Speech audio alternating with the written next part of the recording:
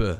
J'espère que tu vas bien derrière ton écran car nous sur le Toposcope il faut dire qu'on se porte plutôt bien et on essaie surtout de travailler un maximum sur des nouveaux formats qui vont arriver prochainement, des grosses surprises IRL où vous verrez peut-être nos têtes et des concours gigantesques qu'on vous proposera aux 500 000 abonnés. Tout ça pour dire qu'aujourd'hui, comme d'habitude, je vais kiffer un peu sur cette vidéo en te parlant de quelque chose qui me plaît beaucoup, et ces choses, ce sont des faits historiques incroyables qui vont te faire perdre la perception du temps, tant ils vont te paraître éloignés les uns des autres, alors qu'en réalité ce n'est pas vraiment le cas.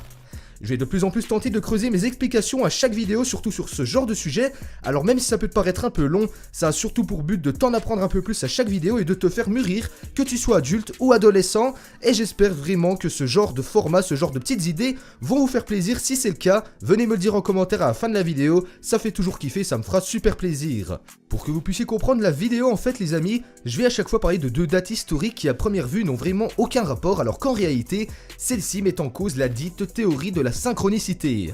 Cette théorie prétend que chaque événement historique est relié à un autre par différents biais, qu'ils soient naturels, logiques ou tout simplement car selon eux, c'est le destin qui l'a décidé. Cette théorie, comme beaucoup d'autres, n'a jamais été vérifiée à 100% car c'est scientifiquement impossible, mais n'empêche que ça reste pour moi l'une des seules façons plausibles de vous expliquer pourquoi deux événements historiques vont aller ensemble dans cette vidéo. Donc poto, installe-toi bien confortablement car c'est parti pour cette vidéo. Numéro 1. Si vous vous posiez encore la question, l'arbre le plus vieux du monde est bien le pin bristlecone. On les trouve généralement dans les forêts chaudes de Californie et il a connu toutes les époques du Moyen-Âge à la Seconde Guerre mondiale et bien plus encore. Il y a encore quelques années, on estimait environ 4000 ans le plus vieil arbre de cette catégorie, mais récemment il se trouve qu'on a découvert un autre spécimen datant de plus de 5000 années, soit 3000 avant Jésus-Christ. Ça fait qu'il est vraiment très vieux et qu'à titre de comparaison, les mammouths, eux, ont disparu il y a 4000 ans selon des estimations, donc l'arbre est apparu bien avant le mammouth. Numéro 2. Si les développeurs de jeux comme Electronic Arts ou Ubisoft vous paraissent vieux quand vous repensez au premier FIFA ou à Rayman, sachez qu'ils sont en réalité très jeunes comparés à son homologue japonais, Nintendo. En effet, l'entreprise japonaise est certainement l'entreprise du jeu la plus vieille au monde et a été fondée le 23 septembre 1889. Elle n'a pas commencé par le jeu vidéo évidemment car ça n'existait tout simplement pas, mais bien par un jeu de cartes qui était nommé Hanafuda. Il y a 128 ans, lors de sa création, il se passait beaucoup d'autres choses comme par exemple la tour Eiffel qui était en pleine construction ou encore bien le criminel anglais Jack l'Éventreur qui terrorisait le monde entier et qui sévissait encore. Alors maintenant vous vous rendez compte que Nintendo est vraiment très vieux si on se réfère aux événements cités précédemment. Numéro 3. Si je vous demande quel est le plus facile à construire entre un train et un vélo, votre réponse va être évidente et pourtant à l'époque, le premier train est apparu bien avant la première bicyclette de l'histoire, aussi fou que cela puisse paraître. Que vous soyez encore à l'école ou pas, vous vous souvenez sûrement des photos des premiers trains à vapeur et des vieilles voitures ou bicyclettes dans vos manuels d'histoire-géographie. Dans tous les cas, il s'agissait de photos en noir et blanc, et ça prouve à quel point le vélo est une invention ancienne. Enfin, il faut quand même préciser que le train à vapeur est encore plus vieux que lui. En effet, le premier vélo ou bicyclette est apparu en 1818, ce qui est déjà vieux, mais c'est encore plus surprenant quand on se rend compte que le premier train de notre existence a été mis sur les rails 21 ans avant, soit en 1797. Numéro 4. Attention, tu vas être très surpris. Si je te parle du pays de l'Italie, tu te dis sûrement qu'il a des millénaires ou encore bien des siècles d'existence, sauf qu'avant, c'était l'Empire romain et j'en passe. Le pays de la République d'Italie, lui, n'est apparu sur la carte avec ce nom qu'en 1891. Alors oui, c'est vrai qu'à l'échelle d'une vie humaine, c'est assez lointain, mais en réalité, c'était quand même il y a moins de 200 ans et ça, faut bien se le mettre dans la tête.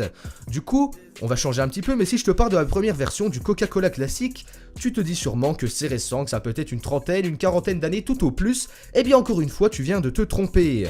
Car c'est en 1922-1923 que le Coca-Cola est envoyé aux quatre coins du monde et qu'il se fait connaître, soit 31 ans après l'apparition de la République d'Italie sur les cartes du monde. Numéro 5. Pour faire court, l'entreprise Apple qui produit l'iPhone vous paraît vraiment très récente, du début des années 2000 pour certains, alors qu'elle est en réalité beaucoup plus ancienne que ça. Pour être précis, elle a été créée dans le fameux garage en 1977, bref on connaît l'histoire, l'année où disparaissait le grand Charlie Chaplin par ailleurs. Voilà encore un exemple de synchronicité comme je vous le disais au début de la vidéo, qui veut prouver que ces deux éléments sont liés par l'histoire d'une quelconque manière. Numéro 6. Je vais encore t'évoquer un peu d'histoire pure et dure que t'as peut-être dû apprendre au lycée, au collège, à l'école, en te parlant de Hitler, Staline ou encore bien Trotsky, l'homme qui a mené la révolution russe de octobre 1917. Bien que ces hommes, auxquels viennent s'ajouter Sigmund Freud, paraissent bien éloignés les uns des autres par leurs idées ou parfois leur nationalité, une chose juste incroyable lie tous ces personnages, elle n'est pas des moindres. En effet, un an avant le début de la Première Guerre mondiale, Hitler, Staline, Freud et Trotsky vivaient tous au même endroit en 1913, c'est-à-dire dans la ville autrichienne de Vienne. Ils se croisaient régulièrement pour certains car par exemple, Trotsky et Hitler fréquentaient le même café chaque jour. C'est juste incroyable de penser qu'ils se voyaient régulièrement un an avant de se faire la guerre et de s'entretuer, c'est juste incroyable. Numéro 7. C'est le dernier numéro de la vidéo poteau. Alors j'en profite 2 secondes pour te demander de mettre un gros pouce bleu si t'es encore là et surtout si la vidéo t'a plu. Et bref, là on va parler de 2 événements et de 2 personnages très éloignés, mais vous allez vite comprendre si vous suivez ce que je dis.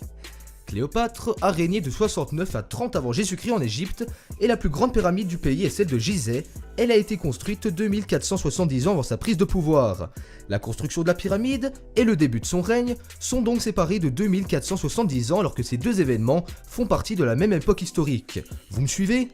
Et bien maintenant, prenons un autre événement historique de l'ère moderne de notre ère à nous, et calculons les années qui le séparent de la prise de pouvoir de notre reine.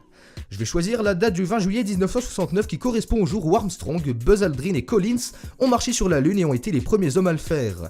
Cette date, bien qu'il y ait beaucoup de choses que tu ne l'aies pas vécu toi qui m'écoutes, nous paraît à tous très proche comparée à la construction des premières pyramides égyptiennes. Et bien maintenant, concentre-toi et écoute ce que je vais te dire. Aussi fou que cela puisse paraître, la date de la prise de pouvoir de Cléopâtre est plus proche de l'année 2017, et donc de tous les événements qui se sont déroulés ces 30 ou 40 dernières années, que de la construction des pyramides dans l'époque historique où elle vivait. Pour résumer, Cléopâtre est plus proche d'événements de notre époque, comme par exemple la Coupe du Monde 98 si je veux donner un exemple, dont elle ne fait absolument pas partie, que de marqueurs temporels de son époque dont elle est la figure principale. Plutôt bizarre, non ? Voilà poto, je me suis donné vraiment à fond pour cette vidéo et j'ai essayé de t'en apprendre un peu plus, donc j'espère que ça t'aura plu et si c'est le cas, n'oublie pas le pouce bleu des familles et l'abonnement avec la petite cloche, et nous on se donne rendez-vous demain, même endroit même heure pour une nouvelle vidéo, fais tourner le mot à tous tes potes, ciao ciao.